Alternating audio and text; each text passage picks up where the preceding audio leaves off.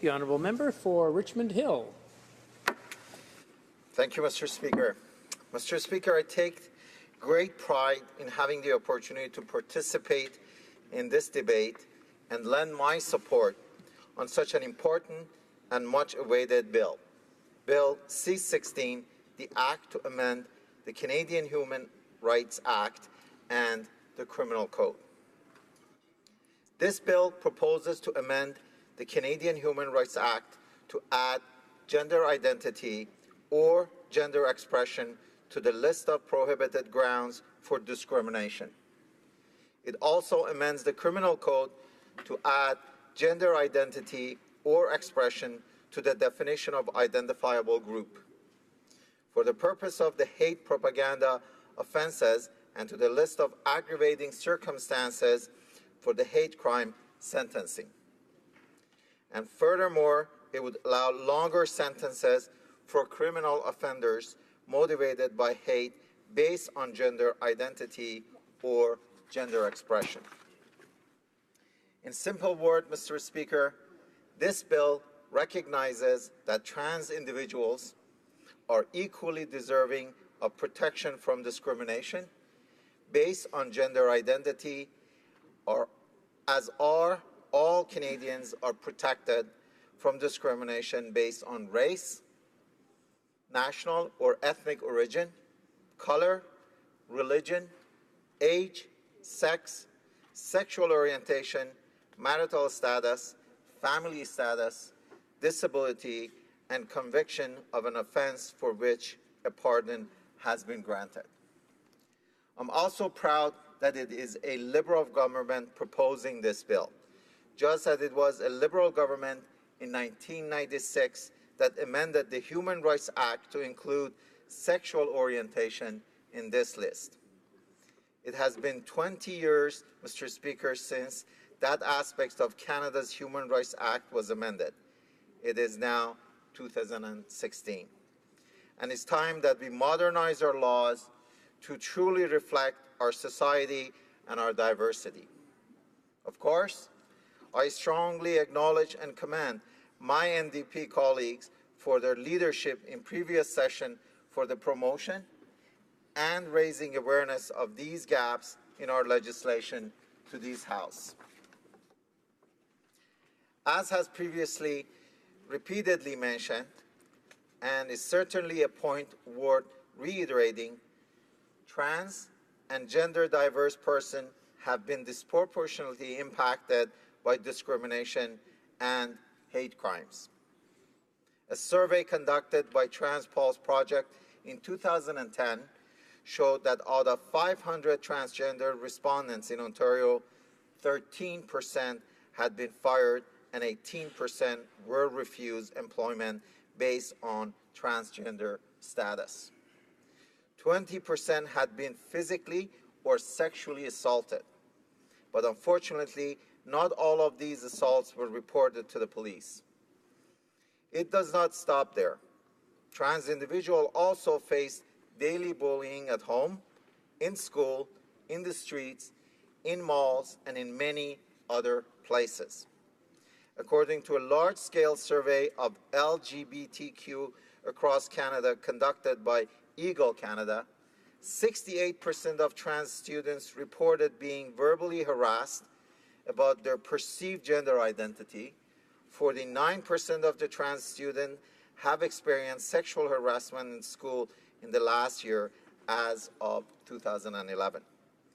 90% of trans youth reported hearing transphobic comments daily directed at them, but what is sad is that 20% of these reported hearing some of these comments were from the teachers. In passing this legislation, Mr. Speaker, we will not only show transgender diverse individuals that they do deserve protection, that they are recognized by our government, that our country's legislation does protect and represent all Canadians, regardless of their gender identity or expression, but also in enshrining trans and gender diverse individuals as a separate, recognized group in our law. It means that the law enforcement agencies will be better able to carry out their duties. Let me explain. As it stands, our law enforcement personnel are not properly trained to understand and respond to crimes related to gender identity as they should. Furthermore, because there are no separate recognition of trans and gender diverse person in our legislation, it also means that we lack the appropriate data from our government to have a better understanding of the depth of the problem in our society. And without this understanding and without data, it will be difficult to appropriately address the issue.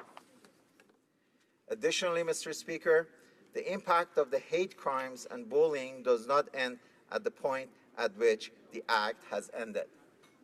The impact has far more severe ramifications on the mental health of the victims.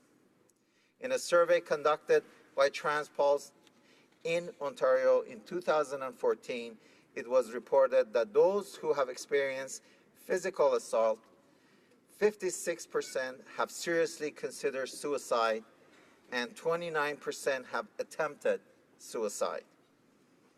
In the same survey, 35% of those that have faced verbal abuse seriously consider suicide, compared to 8% of whom have attempted suicide.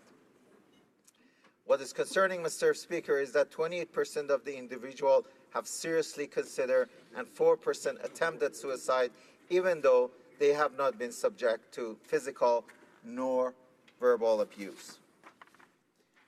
What this suggests is that mental health issues are rampant among this segment of population in Canada, and that we must act now to address these issues. Today, we are taking the first step in introducing this legislation.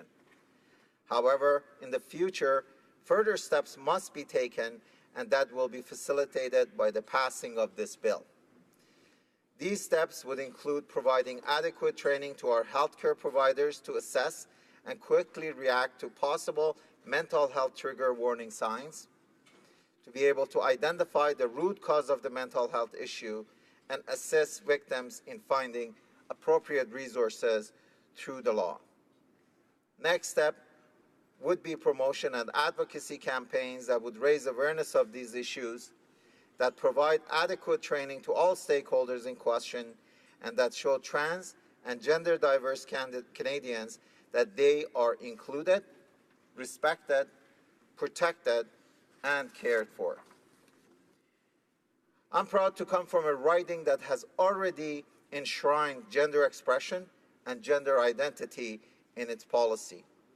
For instance, in 2014, Richmond Hill, through its employment accommodation procedure, aligned its employment policy with the Ontario Human Rights Code and included gender identity and gender expression under the definition of protected groups, whereby individuals from the trans and gender diverse population can seek recourse for employment discrimination through this policy.